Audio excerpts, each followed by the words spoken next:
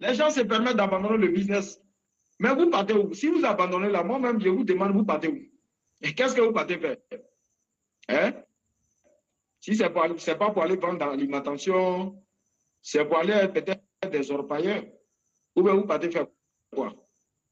Il y a des gens qui ont leurs diplômes, actuellement, ils sont en train d'aller fouiller leurs placards pour retrouver leurs anciens diplômes pour aller passer des concours. Alors que c'est eux qui ont passé tout leur temps en train de former les gens pour dire aujourd'hui, quand tu as un diplôme et que tu as un salaire le mois, le salaire ne pourra jamais te permettre de finir de réaliser des rêves. Mais ces mêmes personnes aujourd'hui continuent d'aller fouiller leurs placards pour faire sortir des diplômes pour aller passer des concours. Vous passez des concours, c'est pour devenir quoi? Bon, de toutes les façons, tout le monde n'est pas fait pour réussir.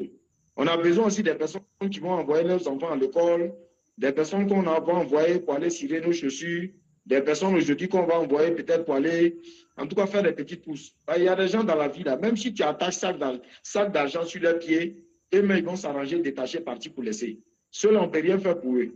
Ça veut dire eux-mêmes, ils sont leurs propres ennemis. Ce n'est pas quelqu'un d'autre, mais c'est eux-mêmes. Dieu a mis tout sur leur chemin, mais c'est des personnes qui deviennent des aveugles et puis ils dépassent tout ce qui est bien sur leur chemin et puis ils vont vers ce qui n'est pas bon. Donc, on ne peut rien faire. Vous comprenez? Donc, vraiment, il faut vraiment vous donner à 100%. Qu'une était trop bon, je vous le dis. Quand il a démarré ce business, j'ai eu plusieurs challenges. Mon premier volet de rêve dans cette activité, ça a été d'abord ma maman.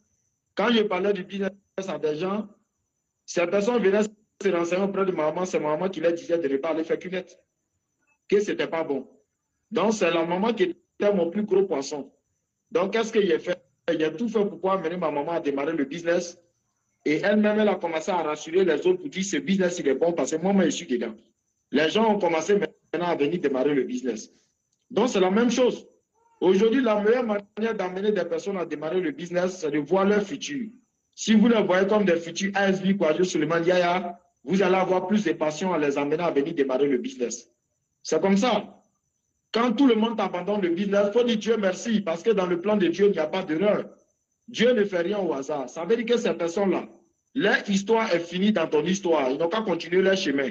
Refaire de nouvelles personnes et avec ces personnes, il faut faire le max-out. Où est le problème? Quand une poule pond des œufs, si les œufs se gâtent et la poule est toujours là, il n'y a pas de problème parce que la poule peut pondre encore des nouveaux œufs et puis ça continue. Ah, les gars, ce business, il est bon, il est bon, il est bon, il est bon. Donc, aujourd'hui, c'était mon premier direct. Parce que ça fait longtemps que je n'ai pas fait de direct. J'ai décidé de faire le direct aujourd'hui parce qu'il y a beaucoup de personnes qui commencent à être distraites sur le marché